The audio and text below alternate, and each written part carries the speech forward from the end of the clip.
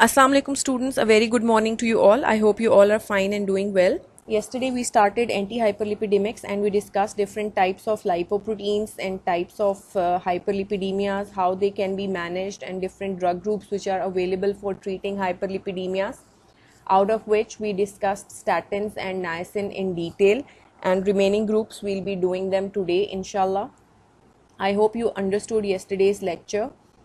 uh, and we also emphasized on the importance of treating hyperlipidemia because it can end up in atherosclerosis and it can cause coronary artery disease and stroke. So it is really important to treat hyperlipidemia, and it can be diagnosed by doing fasting lipid profile.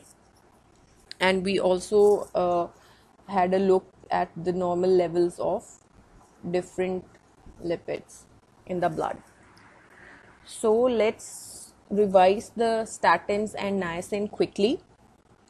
Statins are also known as HMG-CoA reductase inhibitors, and they are usually given at bedtime. As their name indicates, they block the synthesis of cholesterol. They inhibit competitively the enzyme HMG-CoA reductase, which is required for the synthesis of cholesterol, which is occurring inside the liver.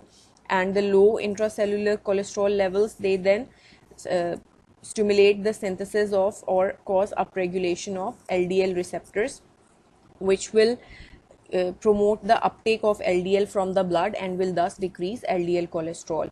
And cholesterol is also required for the formation of VLDL. Therefore, VLDL won't be secreted by the liver, and since it is a precursor of LDL, so LDL cholesterol will decrease. So in this way, statins are decreasing LDL and VLDL cholesterols. They also increase HDL cholesterol by inhibiting its catabolism. And apart from having effects on the lipoproteins, they also stabilize the plaque and they decrease thrombus formation. Thus, they are also given for prevention of myocardial infarction and stroke. And coming to their adverse effects, they can raise the levels of liver enzymes, and they also increase the level of glucose, and they can produce myopathy, myoglobinuria, etc. And the mnemonic which we discussed was HMGCI. Okay, so that was hepatotoxicity, myopathy, GI disturbances like nausea, vomiting, C cataract, or rhabdomyolysis, and inhibitor wala I say the increased blood glucose levels. So this was a brief revision of statins. And statins are also teratogenic, therefore they are contraindicated in pregnancy. They are not given to lactating females, they should not be given to children and the patients having active liver disease. The next group was niacin. The next drug was niacin. Niacin is vitamin D3, and what it does is it inhibits the production of free fatty acids inside the adipose tissue. And since fatty acids are required for formation of triacylglycerol in the liver, which is an important component of VLDL, VLDL will not be secreted, and since VLDL is precursor of LDL, LDL won't be produced. So niacin also decreases the levels of VLDL and LDL, and it is the only drug which increases HDL to maximum of 25 to 35%, and it is the only drug which decreases lipoprotein A. So the thing you need to remember is that it is the only drug which decreases lipoprotein A, and it has maximum HDL increasing effect. Its adverse effects were also very important. It produces harmless cutaneous flush due to production of prostaglandins, which can be avoided by giving aspirin or ibuprofen, but a tachyphylaxis develops to this effect, so it's not troublesome. Due to release of histamine, it can produce pruritus and rash, and it also produces acanthosis nigricans due to insulin resistance, produces nausea, abdominal discomfort, hepatotoxicity, hyperuricemia by inhibiting the tubular secretion of uric acid, arrhythmias, macular edema, etc. So it is contraindicated in patients having gout or peptic ulcer, hepatotoxicity, and acanthosis nigricans. That's all what we discussed yesterday. So let's revise different drug groups which are available for treating hyperlipidemia. These are statins, which you are done with, niacin, fibrates, bile acid sequestrants, and cholesterol absorption inhibitors. Let's revise the classification of the drugs used to treat dyslipidemias. There are 5 groups of drugs or classes of drugs which are used to treat hyperlipidemias. The first one is HMG-CoA reductase inhibitor. These drugs are also called statins, and all of these drugs have statin as a suffix in their name, so it is easy to remember their names.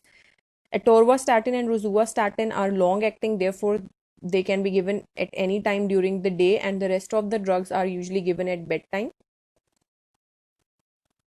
The next drug is niacin, which is vitamin B3, and these two drugs, they primarily target the LDL cholesterol. They also increase HDL and decrease VLDL, but mainly they target the LDL cholesterol. Next group is fibrates, and the drugs are fenofibrate and gemfibrozil. You can see fib in their name, so you can guess that these drugs belong to the group fibrates, fenofibrate and gemfibrozil, and they primarily target the triglycerides, VLDL. Bile acid sequestrants, cholestyramine, cholestyramine, colsavilam, they all have cholest in their names, which means they are affecting cholesterol. And the last one is cholesterol absorption inhibitor, that is ezetimibe, and it also decreases LDL cholesterol. Bile acid sequestrants, they also decrease LDL cholesterol. Fibrates, they act primarily on the triglycerides. Let's check out the learning objectives for today's session. By the end of today's lecture, you should be able to classify the drugs used to treat dyslipidemias, and we have already discussed them, and enumerate their mechanism of action, uses, adverse effects, and also write different combination therapies for treatment of hyperlipidemia. So let's discuss fibrates.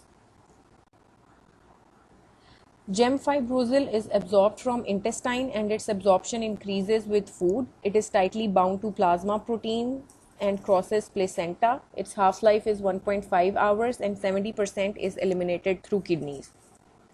Whereas fenofibrate is hydrolyzed completely in intestine, its half-life is 20 hours, 60% is excreted in urine as glucuronide and 25% in feces. The mechanism of action of fibrates is very important. They are basically ligands for PPAR alpha receptors, which are peroxisome proliferator activated receptor alpha. But before checking out their mechanism of action, you must know what are peroxisome proliferator activated receptors. These are intracellular receptors, and these are group of nuclear receptor proteins that function as transcription factors and regulate the expression of genes. So upon binding to these receptors get activated, and they regulate the expression of genes responsible for upregulation of lipoprotein lipase, ApoA1 and ApoA2. ApoA1 and ApoA2 are apoproteins of HDL cholesterol, and they also cause downregulation of ApoC3 protein, and this is the protein which inhibits lipolysis. So this is their mechanism of action.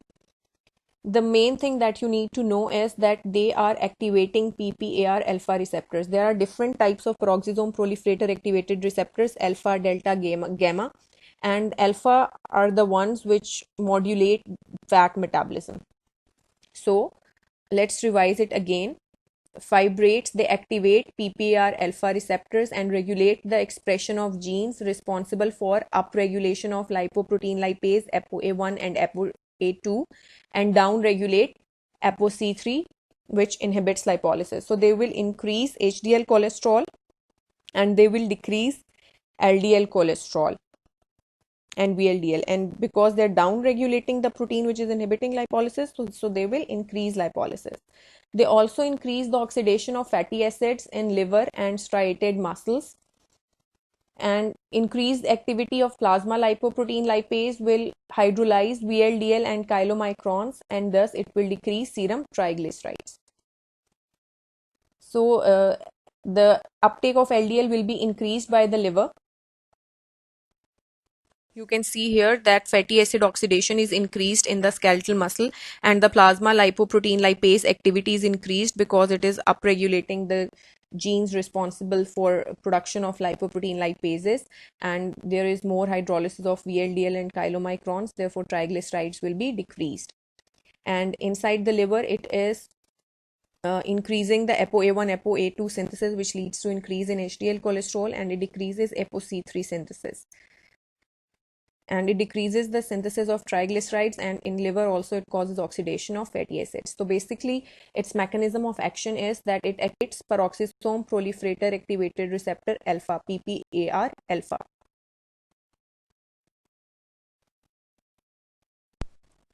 Since the primary target of fibrates are VLDL, very low density lipoproteins, and their major component is triglycerides, therefore they are primarily used in the treatment of hypertriglyceridemia, in which VLDL predominates. They're also used in treatment of dis-beta lipoproteinemia and in hypertriglyceridemia due to viral protease inhibitors. So if you get a case in which a person is having high triglyceride levels, but his cholesterol levels are normal, then you will prescribe fibrates to that patient. Whereas statins and niacin can be given in both cases. If cholesterol and triglycerides both are elevated, then those drugs can be given. Their adverse effects are also very common. They can cause GI upset and rashes, and like statins, they can cause myopathy, rhabdomyolysis, and hepatotoxicity. They can also decrease WBC count, and they increase the risk for gallstones as well. They increase the risk of myopathy when combined with statins, therefore they are usually not given in combination therapy with statins, and they potentiate the actions of oral anticoagulants and sulfonylureas because they are bound to plasma proteins and they displace these drugs from the plasma proteins. They are contraindicated in severe hepatic or renal dysfunction and in pre-existing gallbladder disease because they can produce gallstones, which are also known as cholelithiasis, and they are also contraindicated in pregnancy. The next group is bile acid sequestrants or bile acid binders. These are orally given, but they are neither absorbed nor metabolically altered by the intestine, and they are totally excreted in feces. They are large molecules insoluble in water, and they are usually taken with meals. Before discussing the mechanism of action of bile acid sequestrants or bile acid binding resins, let's check out what actually bile is. You all know that bile is manufactured in the liver or made in the liver from cholesterol, and then it is stored in the gallbladder, from where it goes to the intestine, and it emulsifies fats and helps in absorption of fat. Clear? All the bile from the gallbladder, it goes to the intestine and it binds to fat molecules and helps in their absorption. And almost 97% of this bile is reused. It again comes to the gallbladder and it is stored over there. So this is important to know the mechanism of action of bile acid sequestrants.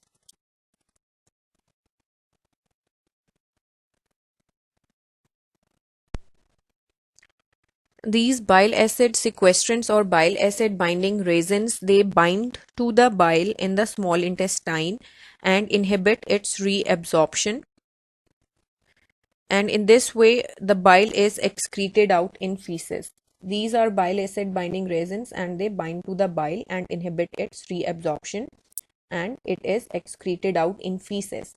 So the liver gets signal to synthesize more bile, and as you know, bile is synthesized from cholesterol, so liver will use its cholesterol to synthesize more and more bile, and in this way the intrahepatic stores of cholesterol will decrease. And as we discussed during the mechanism of action of statins, that when intrahepatic stores or concentration of cholesterol decreases, it transcriptionally increases the upregulation of LDL receptors, and it will synthesize more and more LDL receptors, which will promote the uptake of plasma LDL, and in this way they will decrease LDL cholesterol. So in this way, bile acid binding resins will decrease the levels of LDL cholesterol. Now let's discuss that mechanism. Bile acid binding resins are basically cation exchange resins. They bind bile acids and salts in the intestinal lumen, forming complex which is excreted in feces, preventing bile acid returning to the liver by enterohepatic circulation. That we have discussed, that these bile acid binding resins, they will bind to the bile acids and salts inside the small intestine, and they will inhibit its return to the liver by enterohepatic circulation.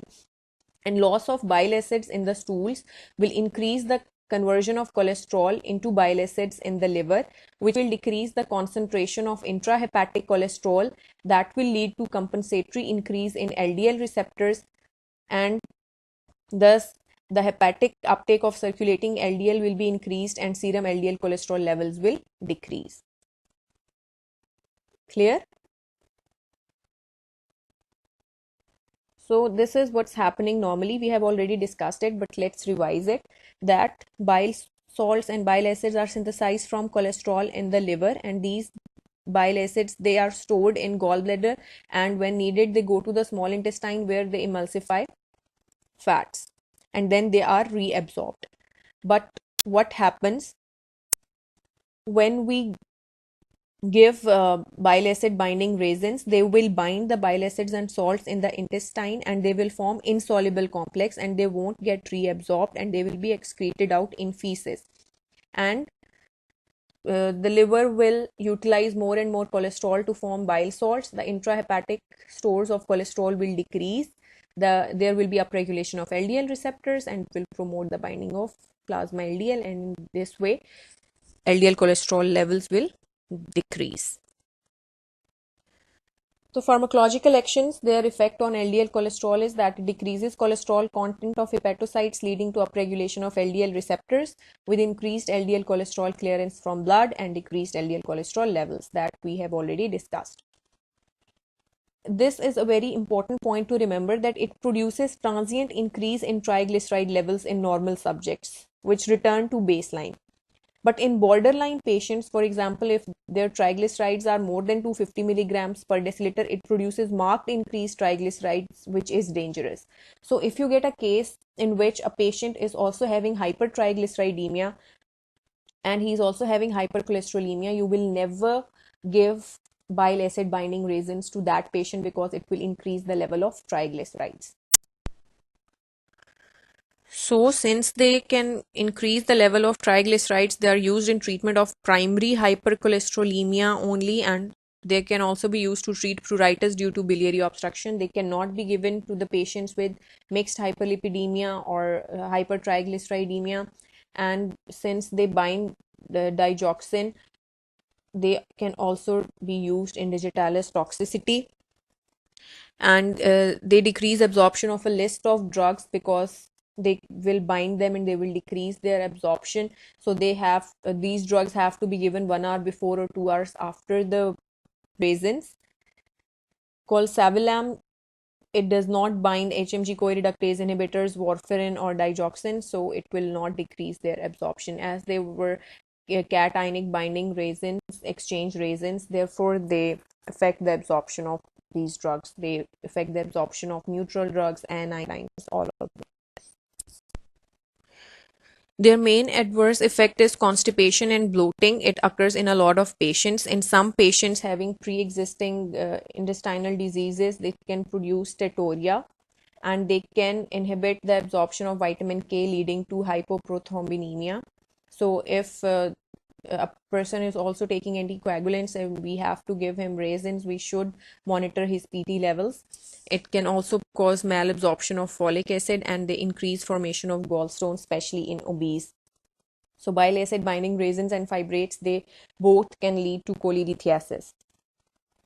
They are contraindicated in persons with diverticulitis or complete biliary obstruction, because in cases of biliary obstruction, bile is not secreted into the intestine.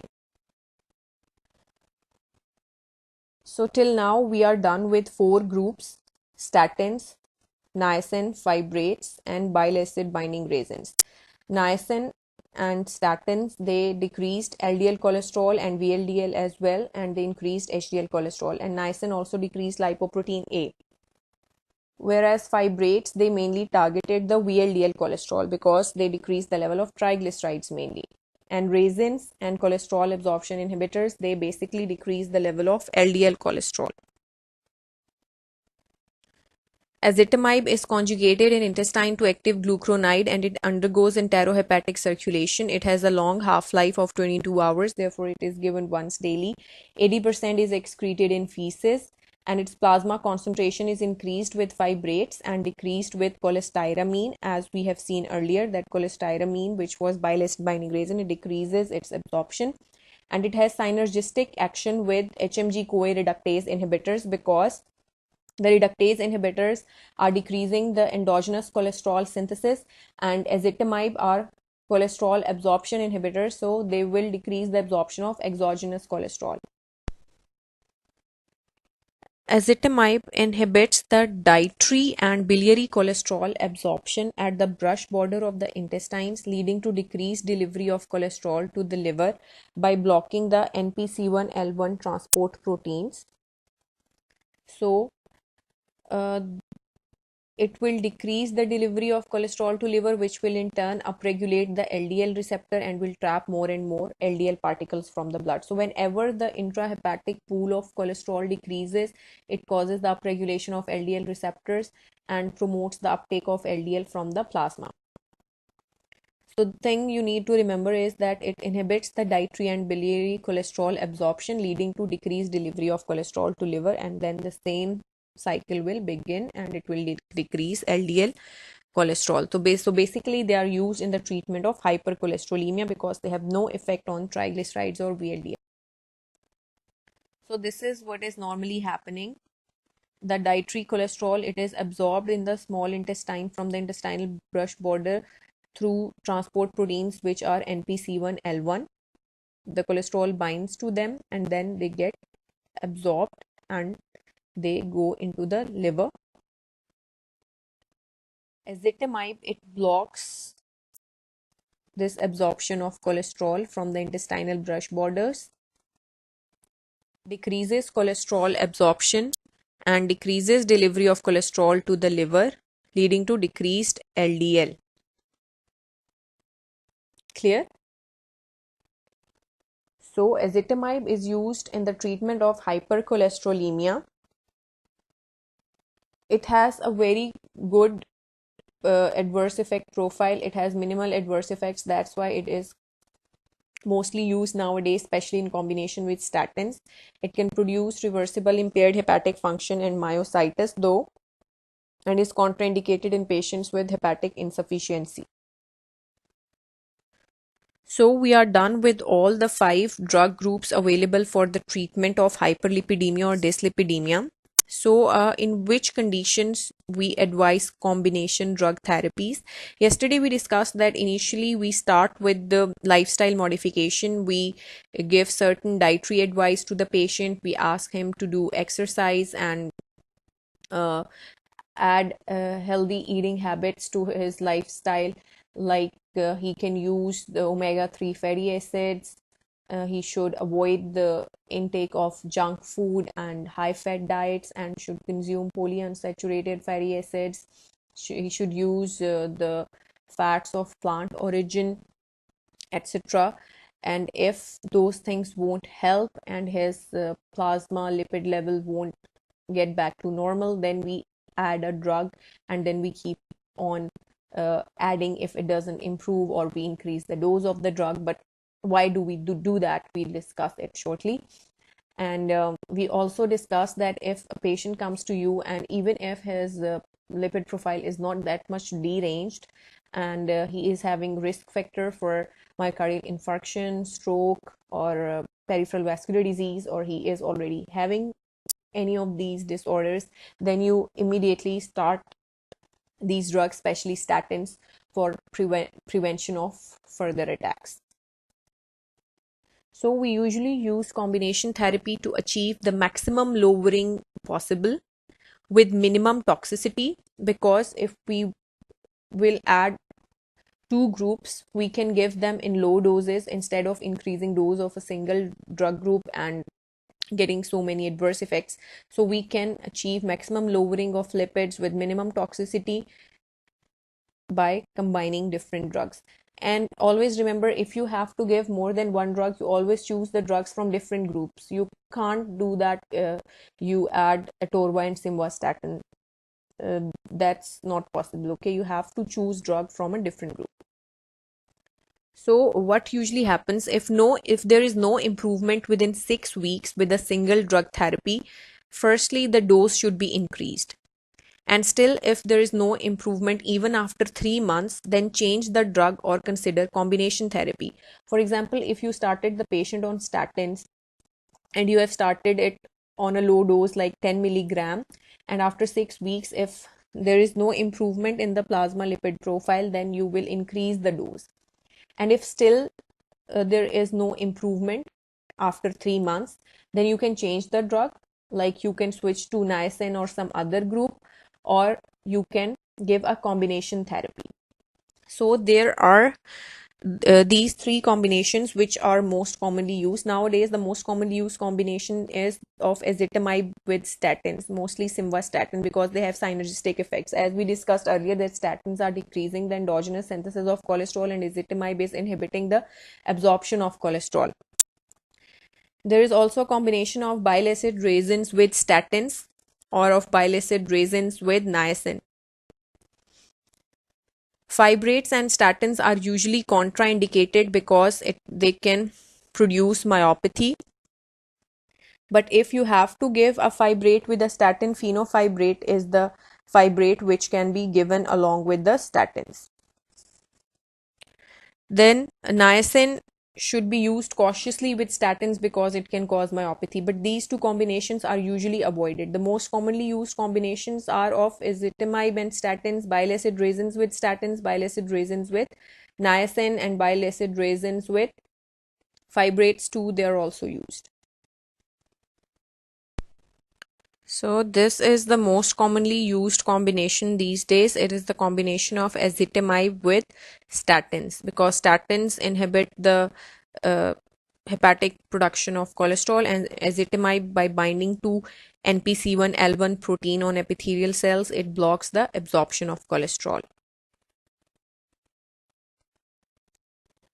Now let's summarize whatever we have done. We have discussed 5 groups: HMG CoA reductase inhibitors or statins, niacin, fibrates, bile acid binding raisins, and cholesterol absorption inhibitor, that is ezetimibe.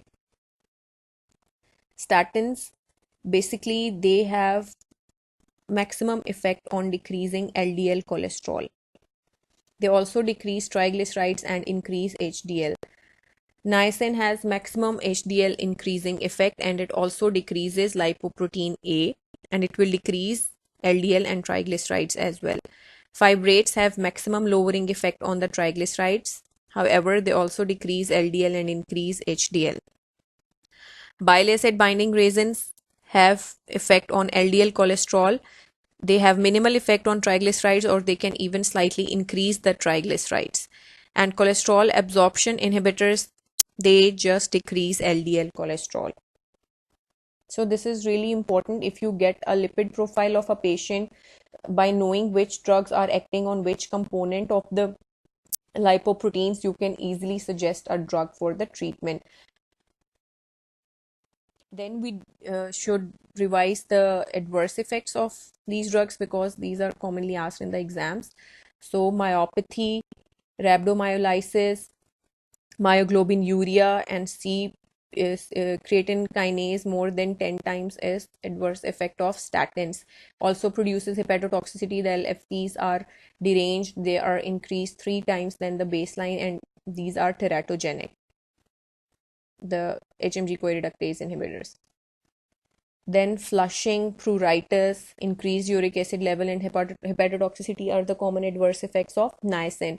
And this flushing is due to production of prostaglandins, and it can be inhibited either by taking at bedtime, because patient won't notice it, or if it is still bothering the patient, then he can take aspirin or ibuprofen. And for pruritus, the patient can take antihistamines, because pruritus is due to release of histamine, and pruritus means itching. Hepatotoxicity, myopathy, cholelithiasis, and nausea or the adverse effects of fibrates mainly. And they are not given with statins because they will increase the risk of hepatotoxicity and myopathy. And if a statin has to be given with fibrate, it can be given with fenofibrate.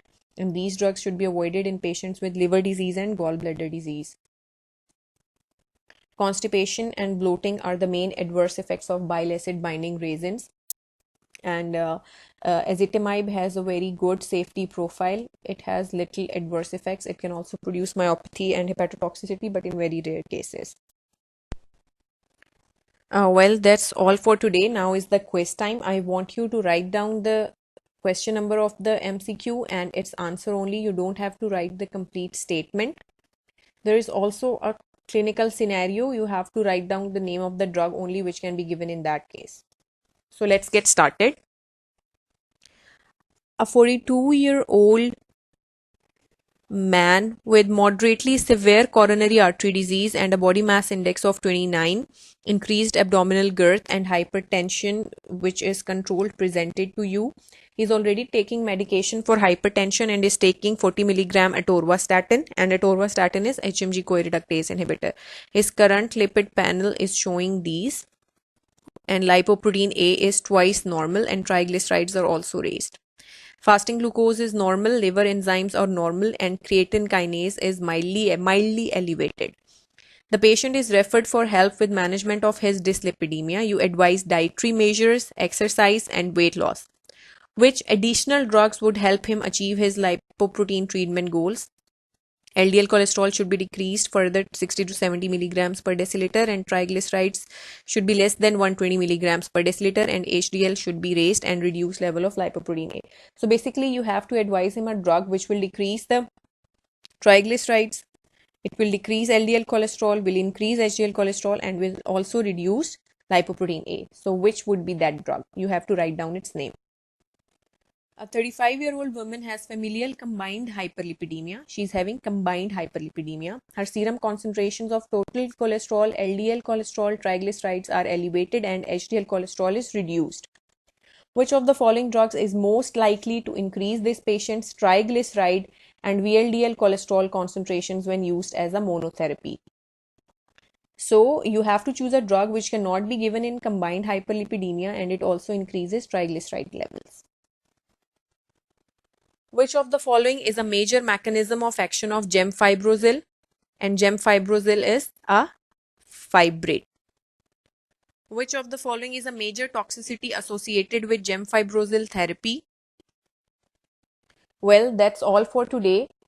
I hope you understood the lecture well. If you have any question, you can send me a message in your WhatsApp group or you can directly message me as well, and I will get back to you as soon as possible. Go through the lecture properly. Take care of yourselves. Have a great day. Allah Hafiz.